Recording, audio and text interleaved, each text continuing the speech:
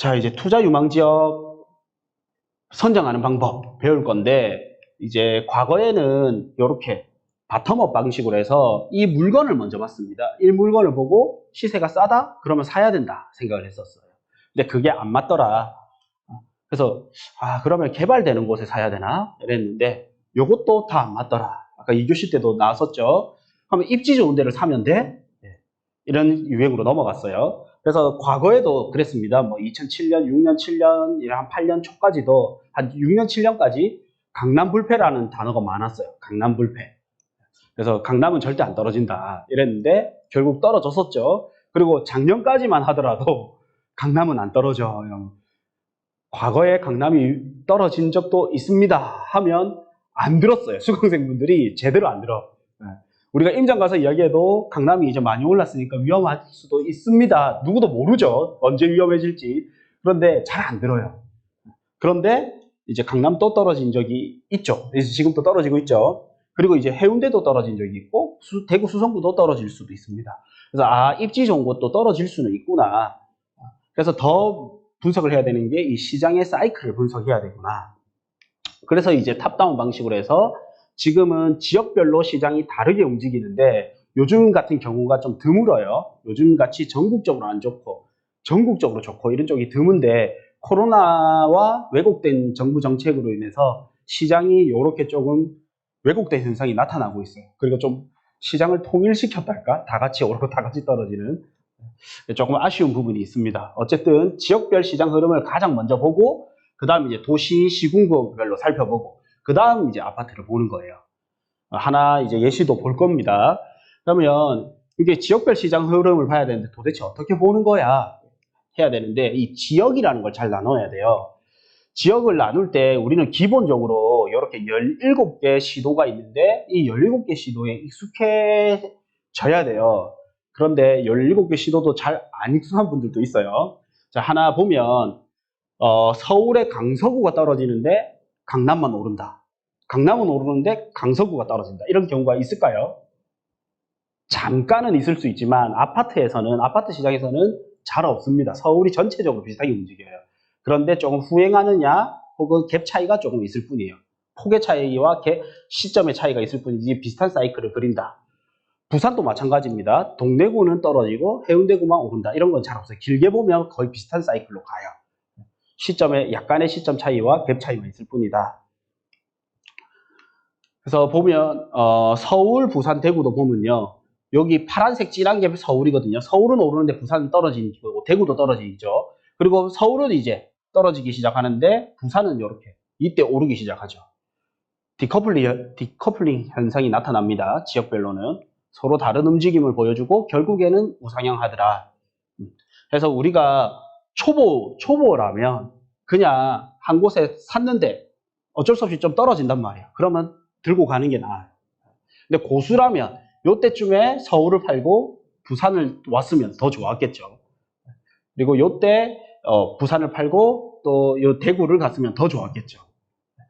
이렇게까지 보려면 약간은 중고수가 돼야 될 거고 초보다 그러면 내가 사자마자 물렸다 그러면 쭉 들고 가야 되겠죠. 버티는 게 답입니다. 이럴 때는 또.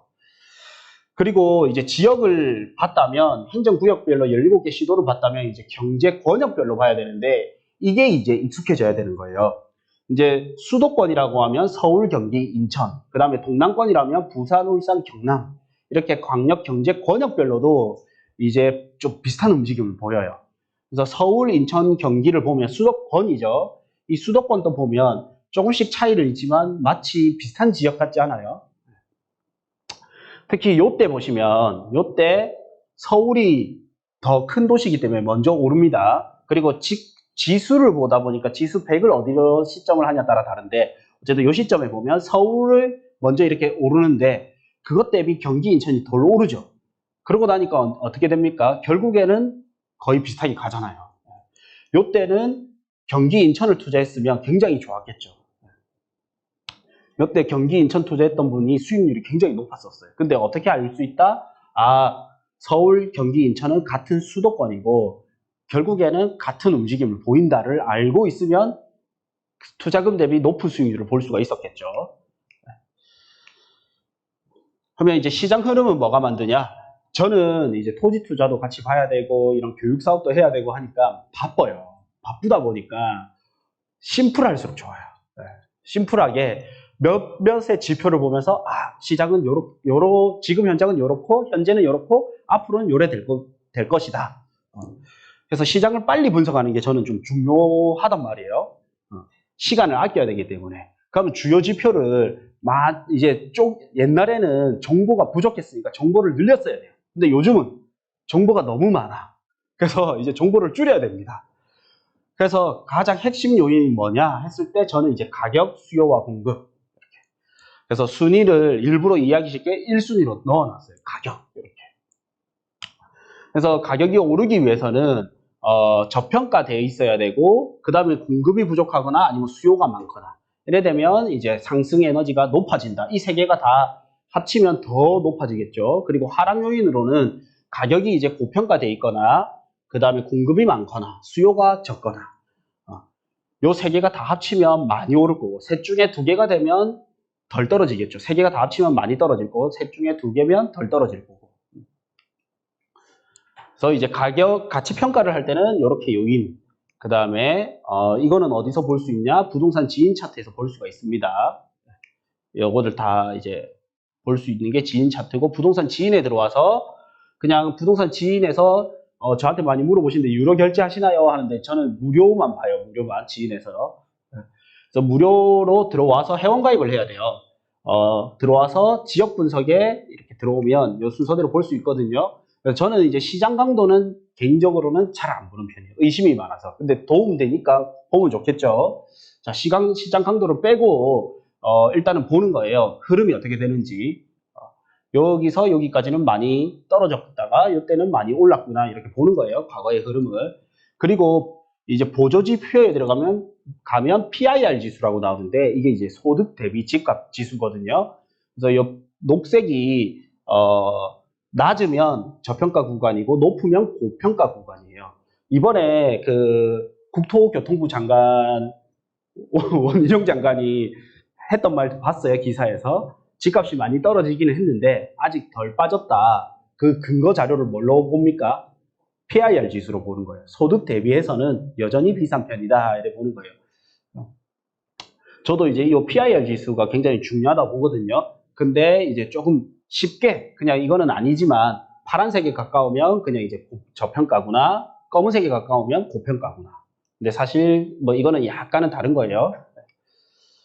그리고 이제 공급 물량 보는 방법, 그 다음에 이제 이게 빨간색이 필요 수요량인데 이거는 주택산업연구원에서 조사한 거를 토대로 해서 만든 거고, 그 다음 파란색 면으로 된 게 공급량이에요.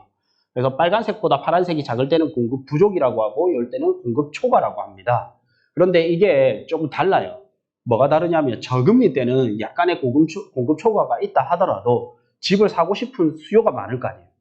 이때는 공급이 조금 초과되더라도 집값이 떨어지는 것보다는 오히려 더 오르는 효과가 있어요. 그래서 이 공급과 같이 봐야 되는 게 이제 수요입니다. 수요를 보는 거는 단기적으로는 이제 우리가 단기 지표로는 뭐가 있냐면 경매 낙찰가율, 청약 경쟁률이 뭐예요? 새 집을 사고자 하는 에너지를 볼 수 있는 거예요. 그 다음에 미분양은 기존에 이제 완성될 집이 얼마나, 새 아파트가 얼마나 쌓이고 있느냐. 이게 이제 미분양인 거고. 그 다음에 시중에 이제 다주택자들이나 이런 사람들이 내놓는 매물 있죠. 매물도 체크할 수가 있을 거고. 그 다음에 이제 거래량, 얼마나 거래가 많이 되고 있는지. 그 다음에 부동산 심리는 볼 수가 있고. 장기적으로는 어떤 게 있냐면, 일자리가 튼튼한 도시. 이런 데는 수요가 많겠죠. 그 다음에 인구가 많은 도시. 그 다음에 가치가 좋은 곳. 이런 데가 이제 잠재 수요, 미래 수요, 이래 볼 수 있어요. 그래서 미분양 지표도 이렇게 볼 수 있다. 이제 이걸 가지고 이제 보는 거예요. 자, 그리고 거래량이 굉장히 중요한데, 부동산 지인에 들어가면 이 거래량 차트, 주요 지표의 거래량을 치면 나오거든요. 여기서 선 있죠, 선이 뭐냐면, 현재, 월 거래량이에요. 현재 월 거래량. 그 다음에 면으로 표시된 게 뭐냐면 평균 거래량입니다. 왜 이렇게 지인에서는 왜 이렇게 표시를 했냐면 계절 요인을 많이 하더라, 집은. 그래서 성수기 있죠. 봄, 가을에는 거래량이 많고 겨울이랑 여름에는 거래량이 작은 거예요. 그래서 여름에 계절 요인에 따라서 거래량이 작은데 침체기인 거 아니야? 이렇게 보지 말라고 이렇게 이제 평균 거래량과 평균 거래량 대비 선 거래량을 넣은 거예요. 그래서 요 부분 있죠. 요 부분은 상승기로 가는 부분이에요. 그리고 요 부분은 하락기로 가는 부분이고. 그래서 요때 거래량이 증가되는 부분, 요때는 거래량이 감소하는 부분인데 첫 거래량이 증가하는 이 지점이 굉장히 중요해요. 그리고 외지인 거래량도 볼 수 있고 매도 매수 심리도 볼 수 있습니다. 그래서 제가 여기서 힌트를 드리면 첫 거래량 증가되는 이 부분이 굉장히 중요하다. 이게 이제 서울의 차트인데 처음에 거래량이 이제 바닥을 찍은 데가 언제요? 2012년이죠. 그리고 13년 되면서 꿈틀꿈틀 거리는데 평균 거래량을 넘지는 못해요. 그리고 13년 하반기에 이제 평균 거래량을 넘기 시작합니다. 그리고 쭉 이제 폭발하기 시작하죠. 그래서 서울을 보면 이때 집값이 많이 올랐었어요. 제가 시간 관계상 하나의 지표를 봤지만 저는 17개 시도 전국을 다 봤단 말이에요.